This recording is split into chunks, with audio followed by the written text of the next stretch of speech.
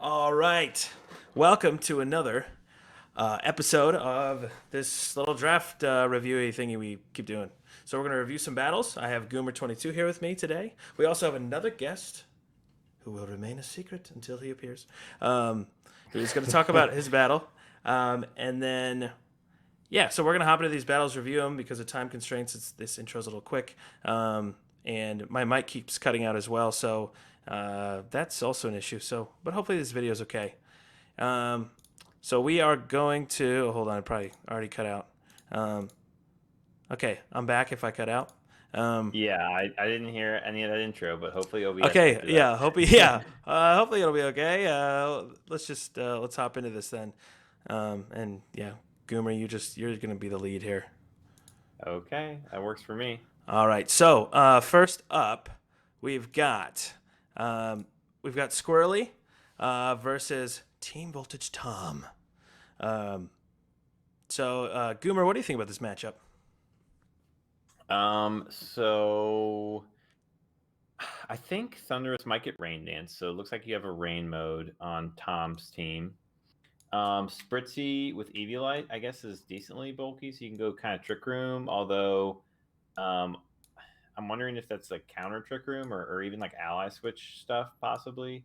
Um, it doesn't really look like you would want to go Trick Room unless Tom's trying to counter Squirrely's Tailwind.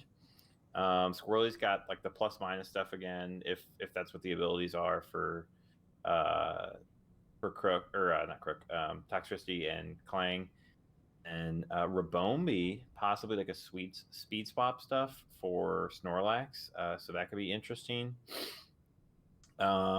Darm actually looks pretty scary here. Like Sheer Force Darm, like Flare Blitz can just kind of blow things up, or even Rock Slide to hit the Moltres and the Tornadus, Earthquake to hit the Toxtricity, and like Superpower to hit the Snorlax. So that Darm's going to be really annoying. Squirrely's going to have to maneuver around that. Yeah, I'm interested to see. I guess the Mantine could set up Tailwind for the Dracovish as well. Get that Dracovish going. But uh, it'll be really interesting. Looks like Squirrely has some tools to deal with the Gmax Rillaboom. Given you've got like I think 4 types there that hit it for super effective. Um, so yeah, it should be. This game's going to be just all about the speed control and who can get the shots off first. I think both teams have some high offense, and so it'll be interesting to see how they play around each other's speed tools. Yeah, I think I can't make a prediction here as who's gonna win, but it is gonna be an interesting one. Can you? I'm gonna. We're gonna hop into it anyways. It looks like my voice cut out of the Discord call, but we're gonna start it.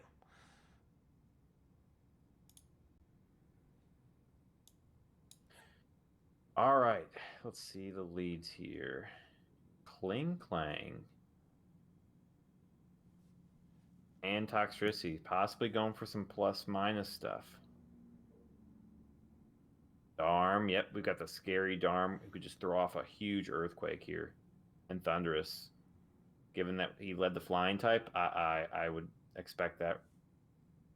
Switch out to Tornadus, eat that earthquake. Wow, the opposing Thunderous threw off a discharge. I wonder if that Scarf, or maybe if the Darmanitan's possibly banded here.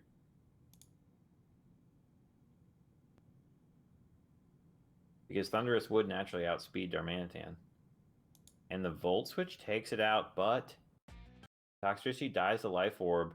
So 2 of Squirrely's Mons are down, although Darmanitan, which is a huge threat, is also down on Tom's side. So possibly a little bit better trade for Tom there. We've got the Rabombe Moltres. So Moltres could try to set up here, or even go for a Fiery Wrath. Mantine could Wide Guard. Okay, we've got the swap to Snorlax. I wonder if we see a Rain Dance.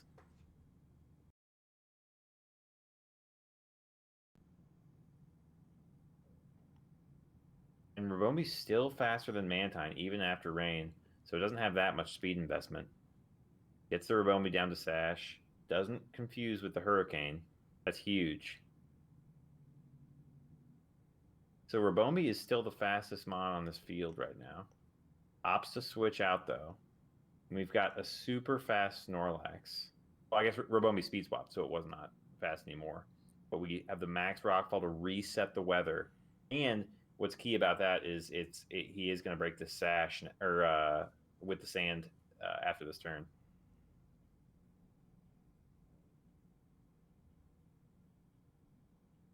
Mantine missing the Hurricane, not 100% accurate. Good weather change by Squirly there. That was a crucial play.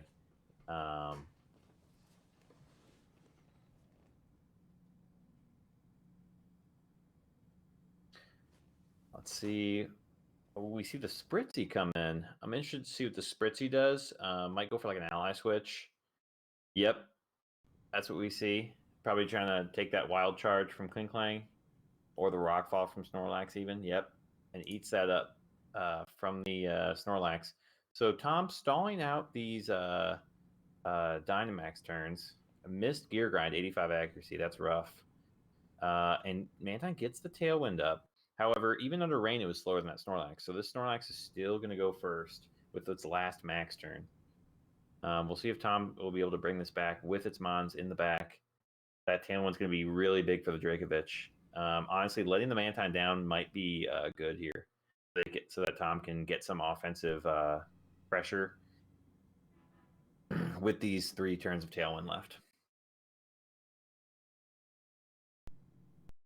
Although I think it'll be only 2 after this turn, so he's got 2 turns of Tailwind to make something happen.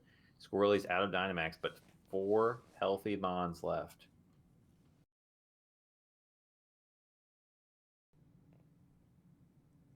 Klinkklang's got some decent defense. I wonder if we see the Max Quake from Rillaboom possibly. Klinklang could switch out into Moltres. Dragovich might just go for that Vicious Rend, I would assume. Okay, we see the Fake Out from Rillaboom. Not opting to Max right away. We do see the Vicious Rend. Taking out the Klinklang Life Orb. Now, this Dragovich technically could be Sand Rush, but I don't. I assume that it's Strong Jaw. I wouldn't expect Tom to have predicted the sand to go up.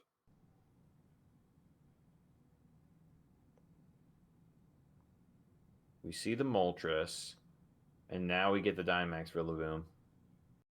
Rillaboom really can't hit Moltres for that hard. I mean, it might carry, like, we already saw the Fake Out, but it might carry a Grass Move, Knock Off, High Horsepower. It really won't have anything to hit this Moltres. So Tom's going to have to make sure this Drakefish stays alive to hit this Moltres hard. Although that protects, stalls out the last turn of Tailwind, and this Moltres should be faster than both Rillaboom and Dracovish now, if it's max speed. And we see the outrage from Snorlax. That's actually a really risky play that pays off on Squirly's side, because I don't believe you're able to target with outrage in doubles. So it's kind of a 50-50 shot on whether it hits that Dragovich or not. Either way, you would hit it either this turn or next turn. But huge play by Squirly to get rid of that Dragovich, because now this Rillaboom's going to have a really tough time getting rid of this Moltres. We see the Max Knuckle, most likely from Drain Punch, could be Superpower, but it's just going to plot up. And I don't think this Rillaboom has enough tools to get rid of these last 3 Pokemon from Squirly.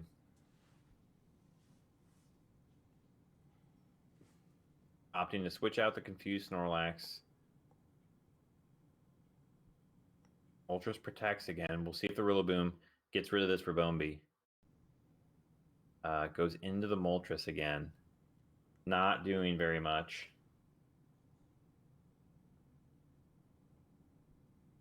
Rillaboom's got it does have specialty, 2 times attack, and it's fairly healthy. So a Grassy Glide could take out the Rabombi. That's what we see. But this Moltres Air Slash is probably going to do about half of this Rillaboom's health, I would expect. Wow. With that specialty boost, I never expected to do that much. But that must not be a very bulky Rillaboom, and that must be a very specially invested Moltres. So huge win there for Squirly. 2-0. like I said, it came down to the speed. Squirly was able to stall out that tailwind, and I think the weather control tech with Snorlax, that was nice. I think those are some great prep on Squirly's side. Really close game. Good game for both of them for sure.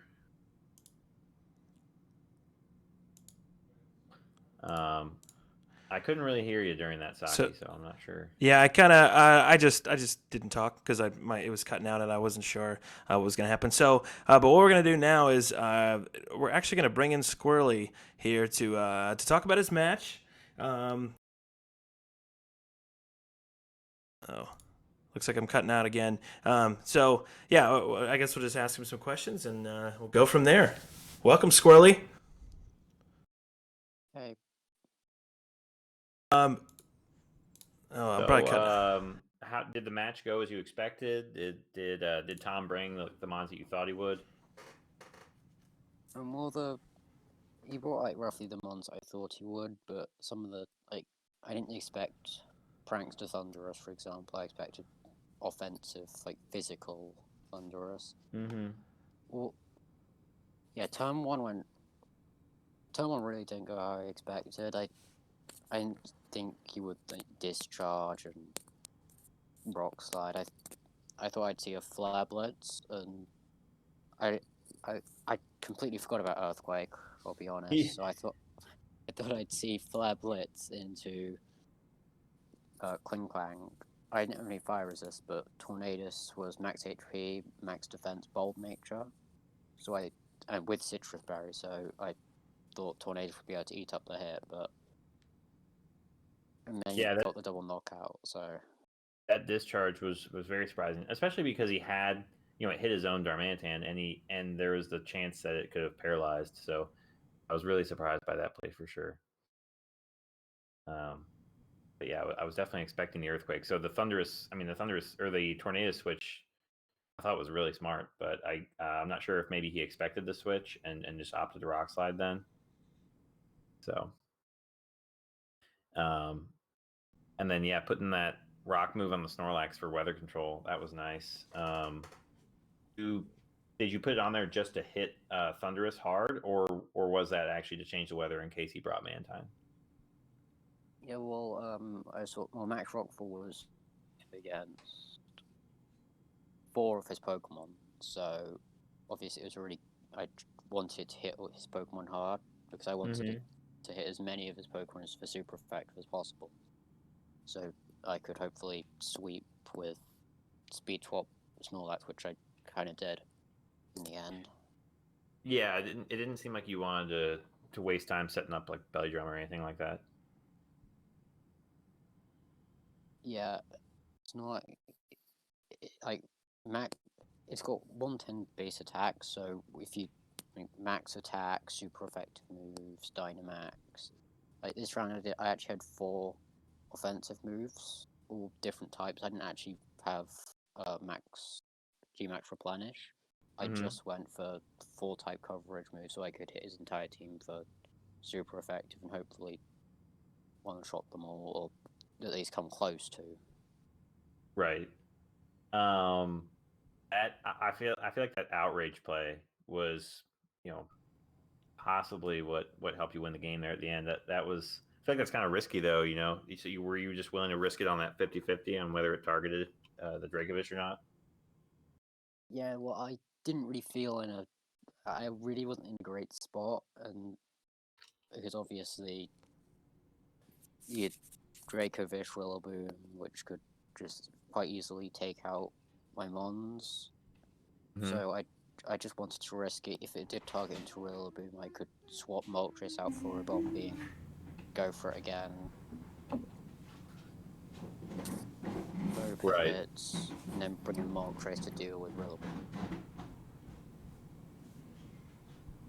Yeah, did you end up doing any practice matches against this Tom team, or did you just kind of prep for it and then go into it? No, I didn't actually. Yeah, I went in blind. I didn't have any practice matches, so I didn't really know what to expect. Right. Yeah, you never know what they're going to bring. So practice matches, I'm kind of iffy on them. I usually just kind of like to check through all their, their Pokemon and the coverage they get and stuff, and just really be sure that I know what each of them can do. But yeah, that was a solid match. So how's the draft season been going for you? Well, it's been going pretty well. I mean, I lost the first match, but then I won every match after that, so it's looking good. Hopefully, I can make the cut, which I should be able to. Yeah, so you're 3-1 right now. 2 more Yeah. weeks, and you got to be top 50% basically to make top cut. Yeah. Yeah. So looking pretty good, because you would assume as long as you don't lose these last two, Yeah. that would look pretty good. Even then, you could make it based on how much you've won in each match. Yeah. So have you? I forget. Have you made any trades this season with your team? No, I didn't actually make any trades. I mean, after the first 3 matches, I decided I was happy with my team. Didn't really have any reason to change it. Right. Yeah, I feel a little sketchy about my draft, but yeah, yours seems really solid. You got a lot of tools, a lot of good synergy. It seems like, especially after watching these week after week. So it'll be interesting, because obviously we've only got one more trade before playoffs. If you end up making the top cut, so I'm interested to see how many people actually utilize that trade. I'm definitely considering it if I end up making it.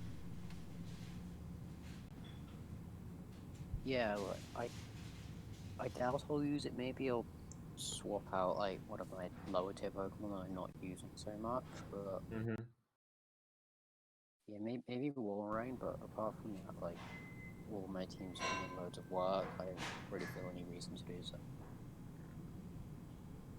So what do you think about the 6v6 Gigantamax only format? I feel like that's kind of unique to this server, at least. I feel like I haven't heard of too many draft leagues doing that. Yeah, well, we first, like, the first draft was before the WBE. I feel like most drafts were just double 6v6 instead of best of 3 VGC. So we started off as double 6v6, and the Gigantamax only thing was something I had seen in a singles draft league server. I thought it worked really well, so I thought I'd try it out for the doubles league, and I really like it. Sorry. Yeah, I really like it, and from what I've heard, at least most people do like the idea. I think it's interesting for prep, and also it kind of, I feel like it puts like a mascot around your team. It's kind of cool. Like, I mean, obviously you're gonna bring it every week, and it I don't know, it really changes how you think about that, because a lot of just normal doubles is, you think about maxing anyone and all the coverages they can get and stuff, and it changes. Like, for example, Landorus becomes an interesting pick because, okay, you can't use max airstreams, you can only use fly, and so it changes up how you tier stuff and how you pick too, which I think is cool, because it allows you to utilize some other mons that you wouldn't normally in VGC. Yeah, there's so many Pokemon that rely so much on Dynamax that are usually like very popular because they're big Dynamax picks that you'd expect to see like higher on the tier list because they like so high in usage, but without Dynamax, they can't do as much, which does prevent some Pokemon from just like Glacier, for example. It's like with Dynamax, it's just so bulky and it can just sweep teams, and it would be really hard to take down in a draft league format where Pokemons are limited. So it's like stops people from using like really, really powerful Dynamax, semi-unkillable Pokemon. Yeah, And I like that because I think the legendaries have pretty good stats as it is, and so some of them are able to stand up to some of the Dynamax Pokemon. But the Gigantamax options, you really don't have like the overwhelmingly like high stat Pokemons. I mean, Snorlax is one of those that's actually really bulky and has some good offense. But I feel like for the most part, a lot of them are just kind of random, semi good stat Pokemon, and so it really makes you think about how you structure your team. Yeah, it's really interesting because, like, the Pokemon that you'd usually expect to be low tiers that you end up building your team around. For example, I know last season there was a Gravity team based around Gmax Orbeetle, which obviously you wouldn't expect to ever see that in just regular Right. matches.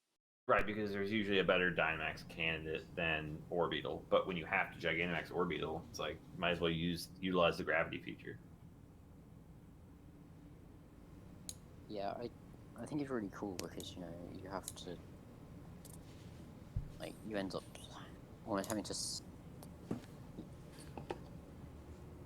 like you've just got this one mon that's, because like lots of people think that Dynamax is like really broken, which it is like really powerful. So then restricting it without like full on removing it, I think it's like really good because it's like that halfway point. Yeah, it's a good balance.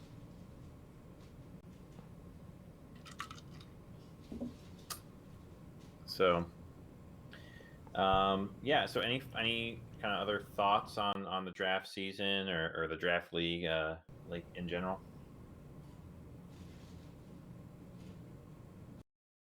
Well, not really. I mean, it's been going really well, and like there are lots of really good teams. Like, I feel like the standard of teams has definitely gone up since last season, which is really nice to see. Yeah, I agree. Especially with all the addition of the new mons. I mean, it makes sense with better mons to choose from overall. And yeah, like you said, like you can look through all the teams and they all have really scary components to go up against. So you definitely can't slack off on the prep each week because you could just get destroyed. Yeah, because like there are no like easy teams to face. Like they are all powerful teams in one way or another. There's always something that you're going to be scared of that you have to prep for. Right. And I've been finding that when I've been prepping, I'm usually like in between a couple strategies and just like kind of risking it on something random, because it's really hard to cover everything on other people's teams. At least with my draft, I feel like I could have done a little bit better, but Yeah, I feel like you do have to cover as much as possible. Obviously, you can't cover everything. Like, I definitely learned that in the first match of this draft league where I lost to Trick Room because I just didn't expect him to bring it, so I hadn't prepped for it at all, and he brought, my round one opponent brought it and beat me with it. yep, that's how. That's why I felt on my loss. I didn't expect the lead at all. I mean, I expected some strategies, but I didn't think about that lead as much, and it really threw me off. And then, yeah, I mean, it's best of one, so you gotta make it count. Yeah, like you can't make mistakes. You have to like if you make a mistake, it's hard to come back because it is best of one. It's not best of three. So like, if you do make a mistake, you really have to come back. You can't just make a big mistake and then just play Right. like normally. You have to make something happen. Right, you can't learn information or anything like that. And utilize it the next game. Yeah, like there's no way to just scout out your opponent and see what sets they are, and you just have to go with what you think they're running, which can be quite risky if you get it wrong. All right, well, Saki, did you want to jump into the next battles here, or what do you want to do?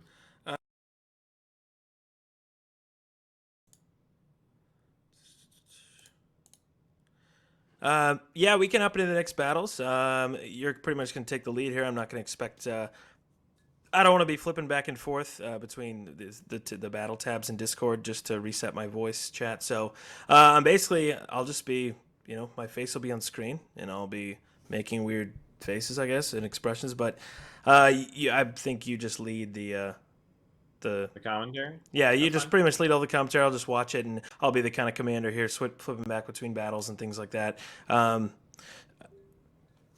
want to thank Squirly for joining the call. He was chosen this week to for an interview. On here, I think it cut out again. Okay, I think I'm back. Yeah, really interesting stuff. Good to hear from him, and thanks to everything he does for the organizing the league and all that stuff. Yeah, hopefully we can get some more people on. Oh yeah, oh yeah. I know we got people. We got exciting people who want to join.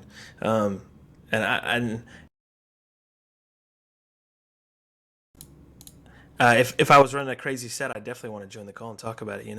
Talk about the sneaky plans I got. Exactly. So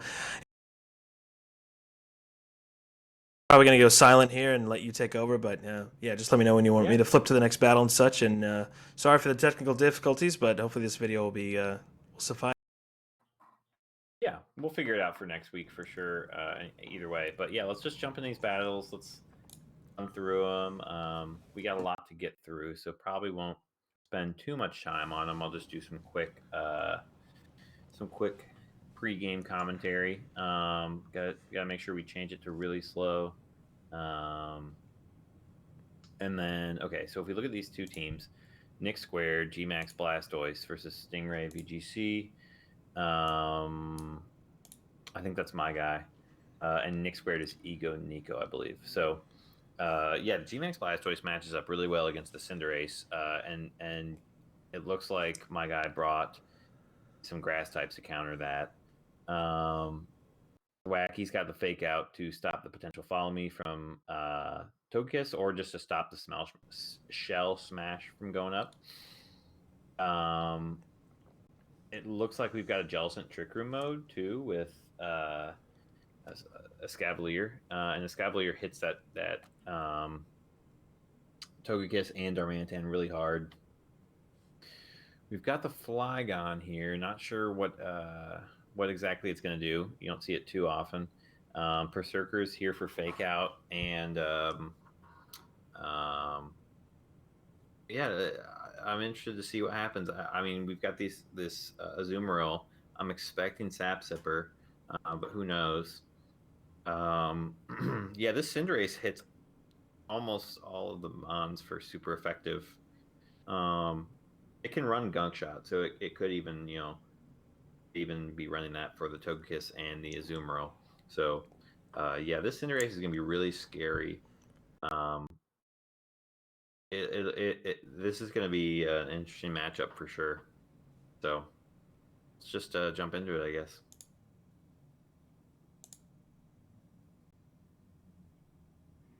So I'm curious if he tries to set up, because he doesn't necessarily need to set up the Blastoise against the Cinderace. And he can just go into it. Got Bugs and Better Than Bulu. Versus Togekiss Blastoise. Okay, so we could see a fake out, and the Cinderace can't set up the Sun. But I guess he's expecting a Max Steel Spike or an Ooze. Double switch from EgoNiko. Let me see the fake out. It's okay. So my guy was expecting the Shell Smash. And we do see the Gunk Shot. Great switch by EgoNiko, and now he has fake out pressure. However, the Cinderace could just max and flare. No switches. Will the Berserker fake out the Cinderace? Yes, it does. Flygon is going to be slower, so we'll see if it lives this hit. And no, it doesn't. That fake out not really getting any momentum for EgoNiko. And now Bugs has this speed boost. And what's rough about this is only one of his Pokemon died, so he can't safely bring in Togekiss Blastoise again. I wonder if we. Okay, so we see the Azumarill, but we saw the Gunk Shot, so we know that the Maxus could be coming out. I wonder if we see a stall. No, it just goes right into the Gmax Fireball. No protects. Not trying to stall this Dynamax. And we see the knockoff from Azumarill, not wanting to risk the Grassy Glide because of Sap Sipper. Will we see? We see a Belly Drum setting up the Azumarill. I really like that. Risking it on the Cinderace, not max oozing. And now we see the Togekiss, and typically Cinderace doesn't carry Protect, so a Follow Me could safely use a Water move unless it's Aqua Jet to protect against with this Queenly Majesty. And we do see the Aqua Jet. That is tough. I wonder if that's the only water move that this Azumarill's carrying. If so, it's going to be really hard for EgoNiko to get any momentum here. Especially because, Blastoise could carry Fake Out, but you can't because of Queenly Majesty. And with that speed boost, it should outspeed a Scarf Darm, assuming it's max speed. Yeah, and Gunk Shot can just pick up the KO on Azumarill. I'm not even sure if it's carrying Protect. EgoNiko's gonna have to make a huge read, and it is actually not Sap Sipper. My guy just opts to test that out, and the Grassy Train allowing Serena to Grassy Glide here, and yeah, this is a steamroll by my guy. Good prep on his part. This Blastoise could opt to Dynamax, try to get a KO with a Hailstorm potentially, resetting that Grassy Train. Now we have two Grassy Gliders. We see the Max Darkness. I wonder if it's not even carrying Hailstorm. But now this Serena can Power Whip. Doesn't take out the Blastoise. We may see the 6-0 from my guy.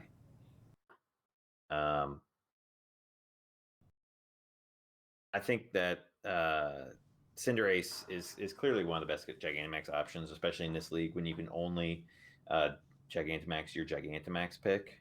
And if Cinderace gets going, I mean, like we saw, you've got Serena protecting any sort of like fake out pressure or something like that, or like the Aqua Jet, and you've got and on the reverse side you have fake out pressure with the Thwacky, which prevented EgoNiko from setting up at all. And that Max Ooze, like I said, that Gunk Shot able to just wipe the Togekiss and the Azumarill. Actually, it might have been Max Steel Spike on the Togekiss, but either way, great prep by my guy. Really scary team. We didn't get to see what the Escavalier, Jellicent, or Primarina were doing, but yeah, that is a tough matchup.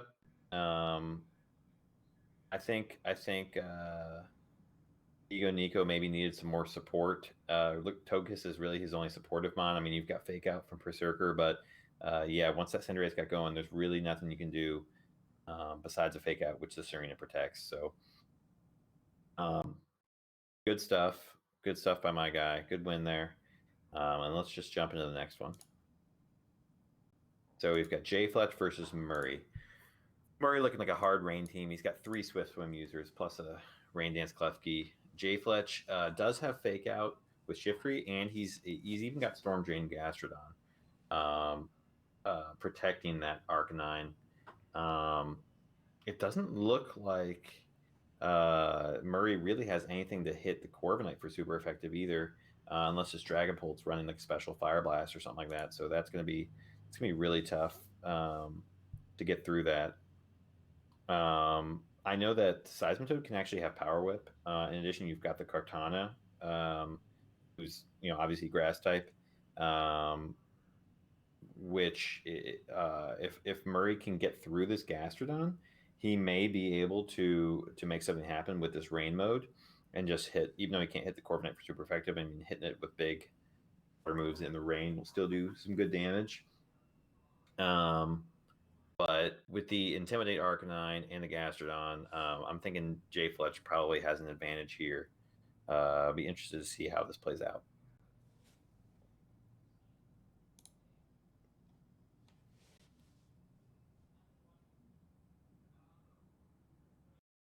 So we see the Arcanine, expecting Intimidate, and the Shiftry. Arcanine or Shiftry could also have Sunny Day. However, they're not going to be able to get it off before rain goes up. So Dreadnought, always going physical, that Intimidate. I'm really throwing it off. We see the Klefki opting to Rain Dance. We don't see a fake out from Shiftry. And we see the Arcanine countering it with Sunny Day. However, this Klefki with Prankster can just reset the rain again, and Dreadnought could opt to take out that Arcanine. The problem is then he risks the Shiftry just removing it with an Energy Ball, even if the rain's up. So I wonder if we see a switch. Dreadnought is the Gigantamax option. We see a Rock Slide. Not opting to Gigantamax, hoping for the flinches. Arcanine resetting with Sunny Day. And this could be the game-ending turn right here. The Energy Ball connects. Oh, but it's Sash. Really interesting. I was expecting a Gigantamax, but the Rock Slide allows it to hit both. And I wonder if we just see the Rain Dance Rock Slide again to get rid of the Shiftry. I don't think it takes any... Gastron and Shiftry, I don't believe, get any priority moves except for the fake out on the Shiftry. So I'm not sure if JFletch will really be able to preserve the Shiftry unless he switches it out.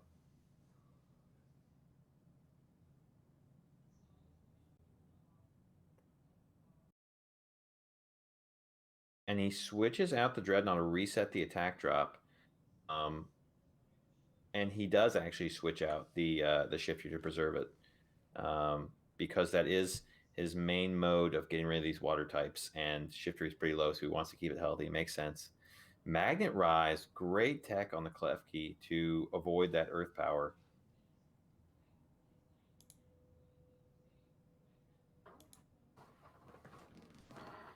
We see the Kartana with Night Slash, not a typical move you see on Kartana. However, it did actually lose its Beast Boost, and now it has Mummy because of Cofagrigus, which is pretty interesting. And that Mummy actually swapped to Klefki because of that foul play as well, which actually really hurts his Klefki. And the Will-O-Wisp from Cofagrigus really hindering that Kartana's damage output. Scald in the rain, doing good damage to Klefki. Gonna preserve it. Wants to keep that Prankster. Leaf Blade, Rindo Berry gonna eat it up. A Scald would do big damage to this Armaldo if that's what this Gastron went for again. Yep. Critical hit. I don't think that mattered unless it was Assault Vest, but even then, Armaldo is not the most bulky Pokemon, so and Kartana again doesn't have great specialty, so that Shadow Ball actually chunks it for good damage.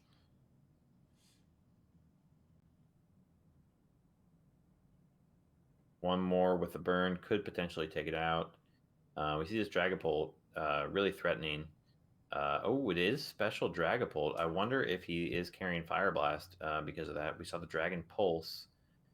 Really just wanting to get rid of that Gastron because now the rain mode looks a lot more threatening. Shadow Ball, not quite taking out that Dragapult. Cofagrigus doesn't have the best special attack. And I would expect a Shadow Ball in return from the Dragapult to get rid of this Cofagrigus. But we have a Rotom. I wonder if it's Scarfed. We could see a Blizzard or a Volt Switch. Definitely not Scarfed because we see the Protect now. Flamethrower from the Dragapult. No Fire Blast. And Kartana, I wonder if it doubles with a... okay, so it Night Slashes into Cofagrigus. But that burn, allowing it to live. Okay, no Trick Room from the Cofagrigus. But now that the Dragapult's out of the way, doesn't look like Murray has anything to hit the Corviknight for super effective, which is really scary. Rain's up for 3 more turns. Or sorry, 2 more turns. He's got the Seismitoad here. Should be able to do some good damage. Rock Slide. Ooh, not quite taking out that Cofagrigus. Really bulky. Did the Kartana double it, though? Yes, it did, and that will take it out. No Trick Room going up, if that's what he was going for. I wonder if he was trying to take out the Kartana. We'll see what this Rotom does. Volt Switch, not going to do much on that Kartana, but with that burn, it's on a timer, and it's only got a few more turns to do something useful. This Corviknight now really able to use momentum. I wonder if we see the Protect to waste the last turn of Rain, and will this Rotom Protect as well? Opts to Dynamax right away. Will we see a Max Guard? No Max Guard.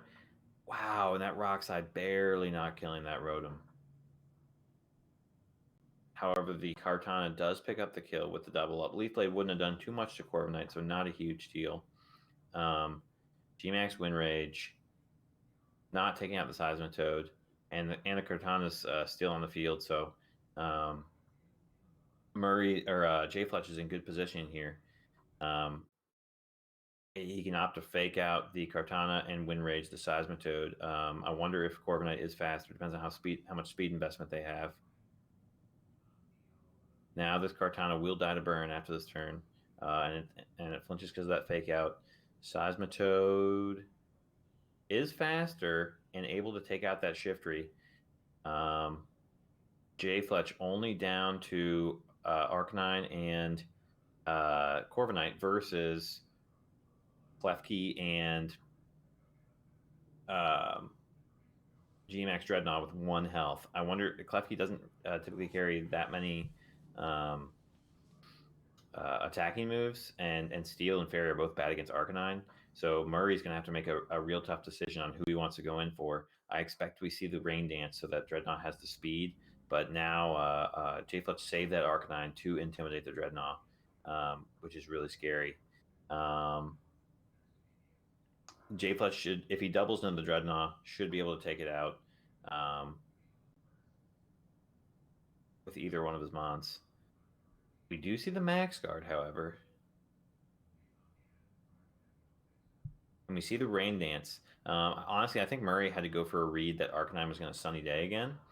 And he actually could miss the Heat Wave as well. So if he's just going to stick with Heat Wave, I think going into this Corviknight this next turn is going to be the move. We'll see what he ends up doing. He may need a crit to take it out, though, because Corviknight is so bulky, even in the rain. And we're not sure what this Dreadnought's... Oh, no, wait, this Dreadnought's item is Focus Sash. Right, he does go for the Stone Surge, but like I said, he needed that crit because of that lowered attack. It just was not going to kill. And did not get the missed Heat Waves. 90% accuracy. He had like a 1% chance of a double miss there. So JFletch pretty much had it in the bag. But yeah, I mean, Murray had to go for it. So props to him. Really good game. Lots of switches. That the positioning by JFletch there at the end, saving the Arcanine to intimidate the Dreadnought, and making sure that he kept his Shiftry healthy to fake out and to exert that energy ball pressure. Really good call. Taking out that Dragapult, prioritizing it to make sure that it didn't get off any super effective moves on the Corviknight. Really solid stuff by both players. A very close game. So, yeah, let's just move on to the next one. All right, so we got Marp versus Saki here. Let's see. So we got looks like three pretty supportive Mons on Sakimoto's side. Or no, well, this is actually Meowstic female, which doesn't have Prankster. But it can throw off a team if you don't know that. So I wonder if Mark knows it doesn't have Prankster. I sometimes forget actually. Is that's why I mentioned it. And you got the Sableye with Prankster though, and Fake Out, and then Clefairy, and then Saki has just three big hitters: Rillaboom, Inteleon, and Urshifu. Inteleon hits most of these monsters super effective, assuming it's carrying Airstream, except for the Lapras and the Licky Licky, which Rillaboom can counter that Lapras. But that's really all that Rillaboom hits pretty hard. If it has high horsepower, I guess it could do well against the Salazzle, but it's also got that fake out pressure, which is really nice. Urshifu threatens the Lapras for sure, except for it's most likely going to be using close combat, not Wicked Blow. So the Intimidate from Landorus will be really important. Yeah, I'm interested to see what this Licky Licky does. Sakimoto doesn't really have any weather modes, and usually I would expect it to be brought for that. So let's just jump into it and see what happens.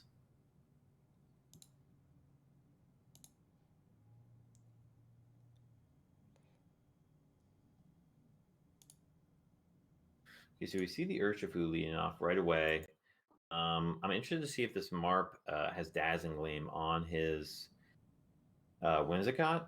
However, leading that Meowstic, Sakimoto's got Fake Out pressure. This Buzzwole could actually hit Saki really hard, so he's got a tough Fake Out choice if that's what he's opting for with the Meowstic. He keeps in the Urshifu, fakes out the Whimsicott. I don't think Urshifu would be able to take out this Buzzwole. I wonder if he just gets rid of this Whimsicott Tailwind, or any other prankster thing that was going for. He does carry the Poison Jab, and just eliminates Marp's prankster options.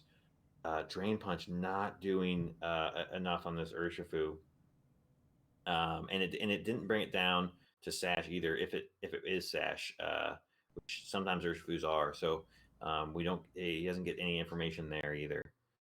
We've got the Salazzle Fake Out, but the switch into the Sableye, preserving the Urshifu.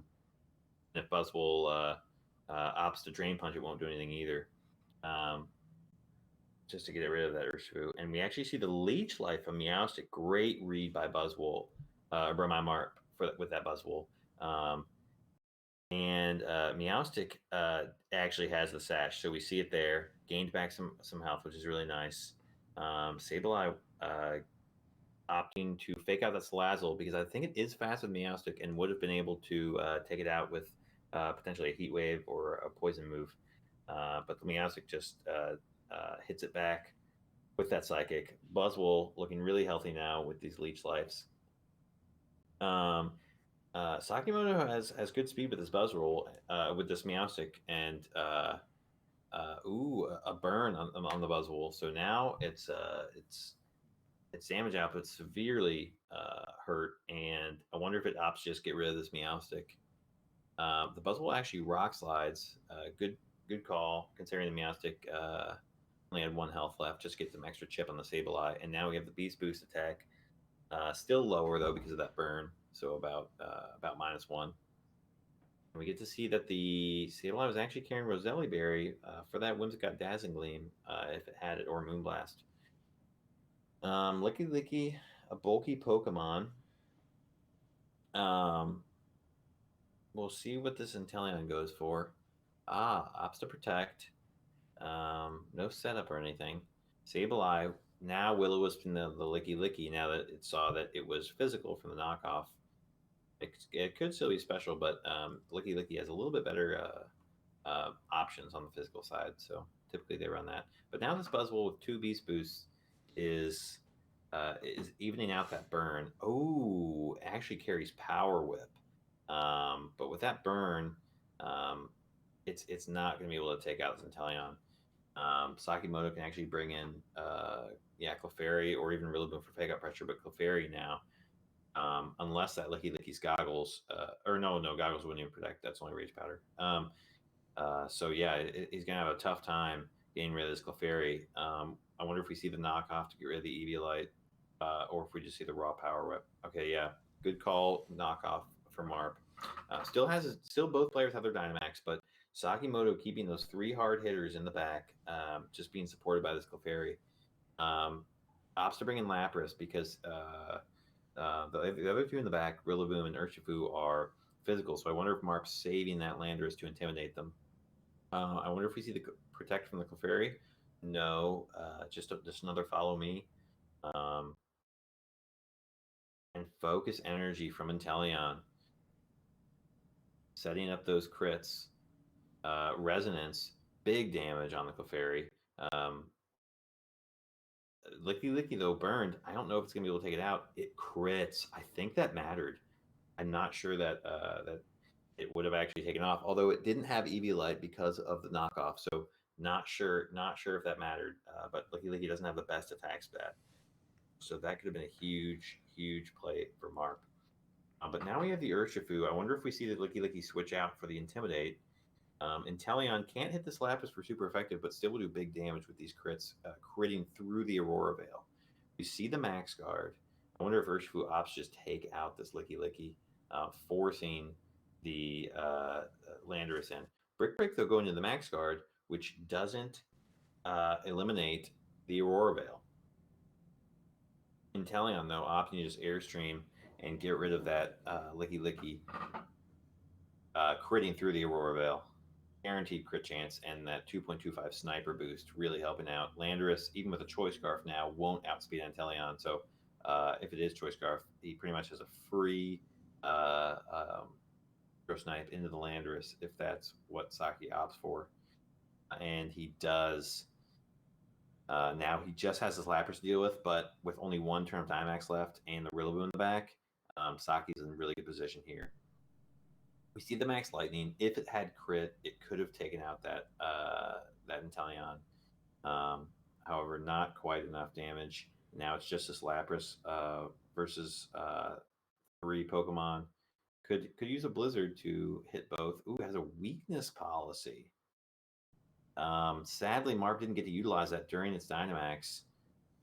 If it had been activated, that Inteleon would be gone by now.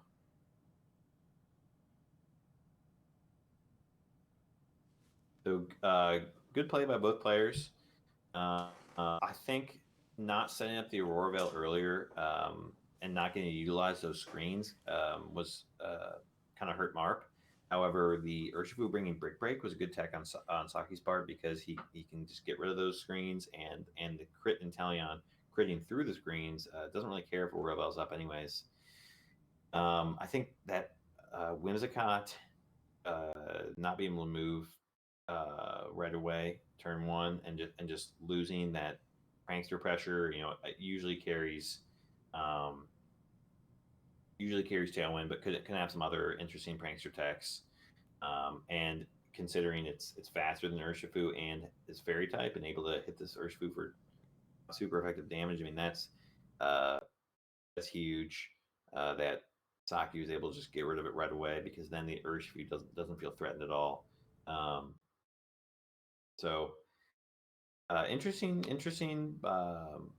game for sure, and we got to see those late game Dynamaxes. But Saki ended up, clutching it out and getting the win here. So good job to him. Let's check out the next game. I think we got 2 more potentially. We got IBOIIII versus Pika, who's Trobuzz.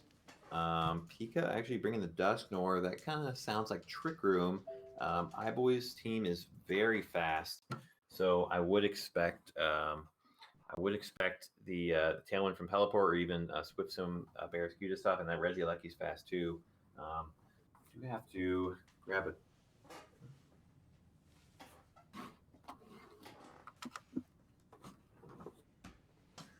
All right. I think I should be good here. Yeah. All right. So let's just jump into this match and see what happens.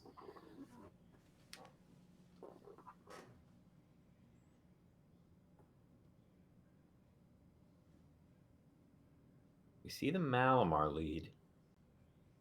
Could go for superpower. Might be pretty bulky, wanting to trick room. Malamar could also trick room, and the Dusknor could be baited out with a protect or something like that. We see the Frisk, Light Clay, and Expert Belt. So we've got screens at Lecky. It's still probably got some offensive moves, but we see the light screen. Interesting because Malamar and Dusknor are both pretty physical. And the Crunch not able to take out Dusknor. We see the superpower into the Alecki. With this attack and defense boost now, probably able to take it out next turn. So I wonder if this Alecki opts to go for screens again or switches out. Yeah, we see the switch out. Pelipper with the drizzle, but Bearskew is going to be the slowest thing in this field under Trick Room. I wonder if the Malamar is able to take it out. Ooh, Brick Break on the Dusknor. Great tech to get rid of that light screen. See the lash out from Pelipper.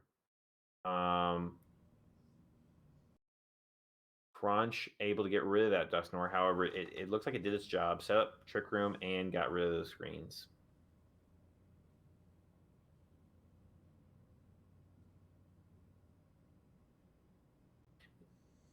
And now we see the Credilli able to Storm Drain. So opting to save that Barraskewda. We see the Meowstic come out. Ooh, Stealth Rocks from Credilli. Threatening that Pelipper from switching out too many times. However, it's pretty low on health, so it can't really switch out at this point. And we see the Storm Drain activating for the Credilli. Pika looking in really good position here. He's still got 2 more turns of Trick Room. Pelipper protecting, trying to stall this Trick Room a little bit. We'll see if we see the fake out from Meowstic. We do on the Malamar. We don't know the Malamar's item. Could be Assault Vest. He's got this defense boost, so it's looking pretty bulky in the attack boost.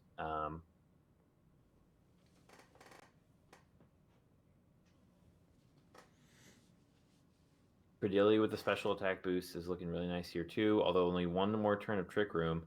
Duraludon switching in, risky because that is IBOIII's Dynamax candidate. Only takes a little bit from Giga Drain, however. If we see the superpower into Duraludon, this could be a game ender. Ooh, it goes into the Pelipper. Not wanting to get burned from a Scald, I suppose. Oh, however, the Credilli was, or I guess more confused from a Hurricane because the Pelipper can't Scald with that Credilli out there. But now this Malamar's got lots of defense. However, this Duraludon is special. So I'll be interested to see if he opts to Steel Spike into the Malamar here, or even probably the Credilli to get rid of it. We'll see if the Credilli protects to ensure that Storm Drain's still up. However, no protect. Close combat doing nothing to that double defense Malamar. We see the G-Max depletion just absolutely eliminating this Malamar. No Life Orb in the Duraludon. Might be Assault Vest. That Malamar is most likely not Assault Vest, considering it was it just got eliminated by that depletion. Okay, so Rotom really threatening this Barraskewda. Switch into Regieleki. Not very bulky, though. I wonder if a Thunderbolt into that slot would take it out. Rotom actually protects. This Duraludon's got Stalwart, and it would be able to hit it hard with the depletion. I wonder if it opts to Steel Spike, though, into the Credilli, which it does. However, it does not take it out. See what this Credilli does. Throws off a Leech Seed or a Giga Drain, even. Does Giga Drain the Alecki and takes it out. Which no more screens from IBOIII's side. It's even 4 Pokemon apiece. And IBOIII, I believe, is done with his Dynamax now. Or he might have 1 more turn left. Pika still saving his in the back. This Meowstic, Prankster Pressure or Fake Out. We'll see what happens. Yeah, he does have 1 more turn of Dynamax.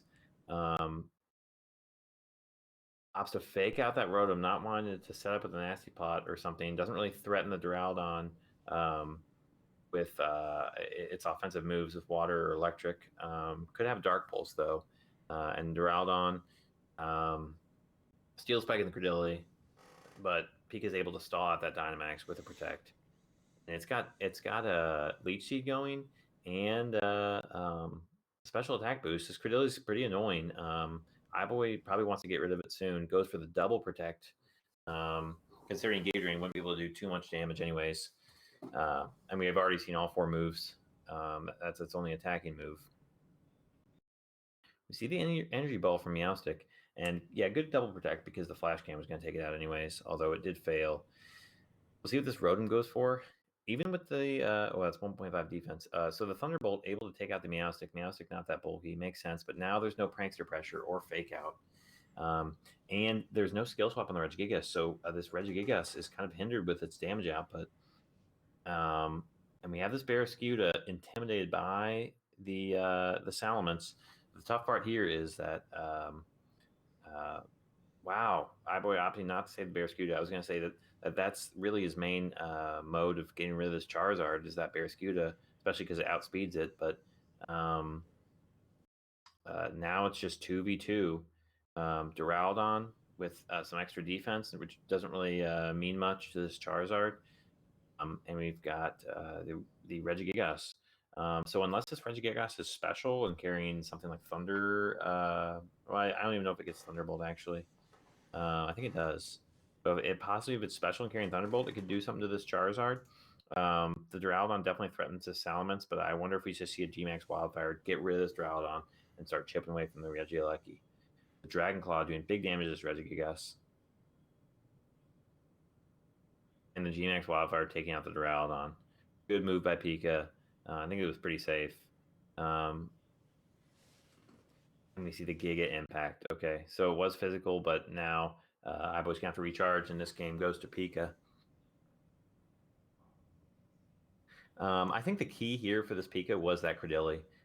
It was really annoying, and it was able to set up, get some damage off with Giga Drain, throw up the Stealth Rocks, which got extra chip every time IBOIII was switching in, which with these weather teams, switching is fairly common. And then able to just stall out the Dynamax really well with some of those max moves going into protects. I think that Credility was very key. The tech on the Ducksnore was also a great move using Brick Break to get rid of those screens. A Lucky typically run screens and really threatens that Charizard too. So able to knock it out with that Giga Drain from the Credility on the switch in was really nice. And again, also going for that Meowstic and not letting it come in at the same time as a Regigigas was really tough for IBOIII. With those Stealth Rocks up, it makes it that much harder to switch out and get your positioning that you want for some of these combos, like the Pelipper Barraskewda with Rain or with the Meowstic Regigigas stuff. So good prep by Pika, putting on the pressure and saving that late game Dynamax to secure the win there. All right, last game here. We've got my game, which is versus Gera. This is pretty much what I expected. I wasn't sure if he would bring Clawitzer for Aqua Jet stuff or Sneasel for Surf stuff. And I wasn't sure if he would bring Sceptile, but it's kind of scary because you can also do Ice Shard weakness policy on Sceptile, but then that means the weakness policy isn't on Colossal. So I was interested to see what this Sceptile does. It could have been Misty Seed on Burden too. Yeah, we can just jump into it and see what happens. I did make a trade for my Excadrill for this Sylveon, and I thought it was good, pretty good in this matchup, so I opted to bring it.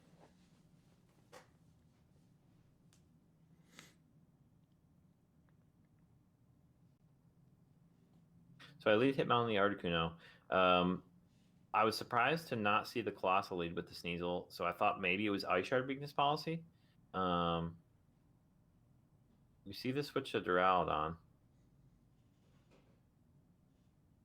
and Zapdos. Yep, I was opting to fake out the Sceptile if it was going for Unburdened, since it would be the fastest Pokemon out there. Wasn't sure what it was going for, and then just trying to get rid of the Freeze Dry. I happened to freeze those Zapdos, which was very lucky on my part. And then turn 2 here. The Draco Meteor going to that Articuno, very specially bulky. Zapdos is still frozen, which really hurts. Close combat, able to take out the Duraludon, and Freeze Dry going to pick up this KO on the Zapdos.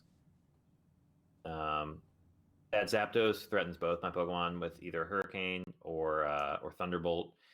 So getting that freeze was actually really lucky on my part, and hurt Gera. Although he is able to get the Sneasel in with the Colossal, since I took out both his Mons in the same turn.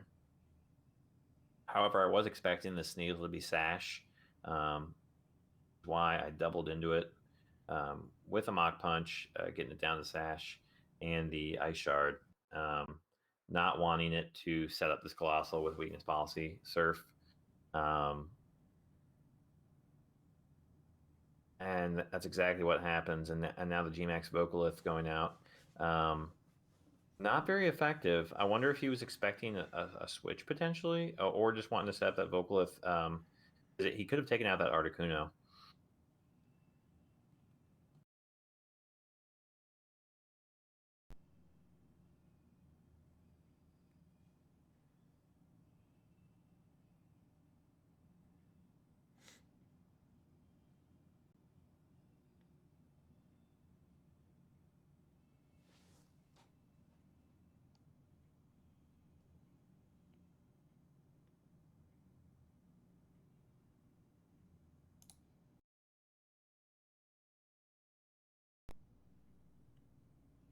It seems. I'm not sure. Yeah, so I guess I'll commentate for the rest of this. He can't hear me. Looks like there's something going on with the Discord call.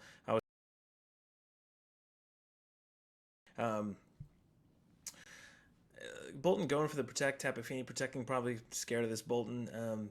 The Sylveon, they're going for a Hyper Voice. Not going to do a whole lot against these opposing Pokemon that Gera has, but then again, Sylveon being very specially bulky. So we Oh, there's Goomer back. my computer died. Didn't have the charger in. We're gonna have to call this stream technical difficulties. Yeah, Sylveon very specially bulky, so able to take these hits well.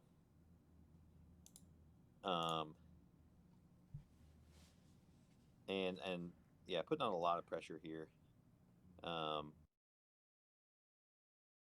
did double into the Tapu Fini with the Fire Weather Ball and Thunder Fang just to guarantee a KO. And the Scorching Sand's able to take out the Bolton. But without that Steam Engine, that Colossal's really threatened now by my Sandaconda, and the Sun Up prevents it from taking too much damage from a water move from the Tapu Fini. So thought it was a good time to bring that in and really threaten him. Obviously, if the Colossal somehow survived with, which I don't think it would, with like a Shuka Berry, it could Solar Beam or something like that, this Anaconda. But he doesn't opt to protect or anything. Possibly going for like an accuracy drop with that Muddy Water. Misses the Sandaconda, but I don't think it would have done too much damage. And the Gmax Sandblast able to just pick up that KO. Mystical Fire reducing the special attack output of this Tapu Fini. And then the Citrus Berry boosting it up. I wasn't sure if the Sandblast would pick up the KO, but I switched out the Sylveon just to give it to Sandaconda, just in case. And I believe it dies to the Sand Tomb, actually, because I don't think it actually does take it out. Yeah, so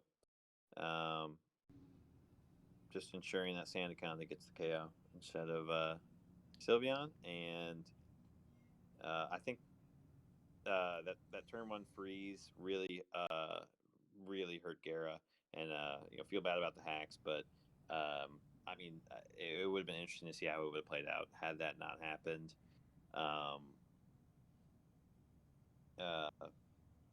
I think it would have been really interesting game, but yeah, that really shifts the momentum in my way, and that's what happens. Best of 1. So I will take the hacks wins when I get them. Although I did try to prep well for Gera, so like I said, I still think it would have been a good game, but that turn 1 freeze definitely makes it rough. Hacks are 22. Hacks are 22 right there.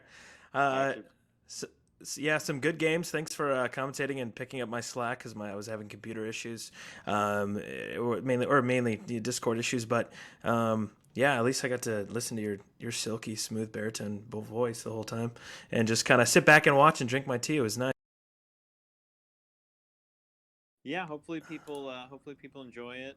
We'll get these techno issues sorted out for next week, but yeah, just getting these battle recaps out there for you guys. Hoping you guys enjoy it. Thanks Saki for setting it up, and thank you to Squirly for coming on too. Absolutely, it was great to have him on, and we're gonna have other people on in future weeks to come.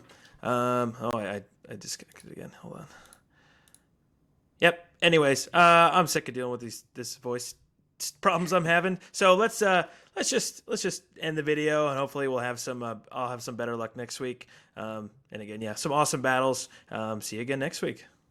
Sounds good. See you, Saki.